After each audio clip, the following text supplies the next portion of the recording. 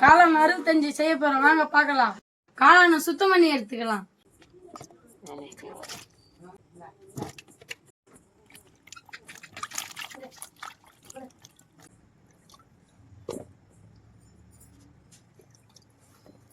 சுத்தமான காளானை நறுக்கி எடுத்துக்கலாம்.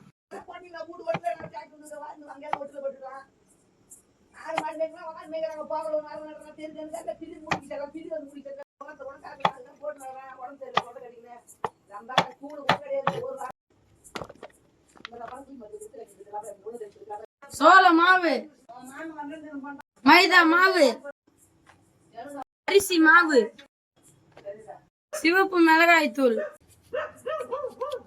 சீரக தூள், கரம் மசாலா, லைட்டா உப்பு சேர்த்துக்கலாம்.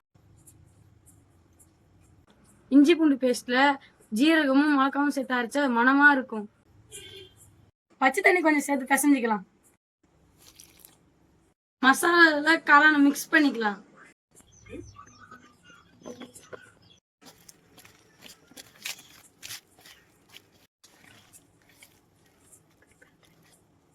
காளான் 10 நிமிஷம் ஊறட்டும்.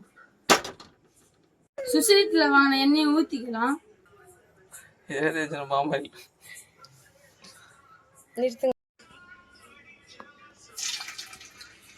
எண்ணெய் நல்லா காஞ்சிட்டு போட்டுக்கலாம்.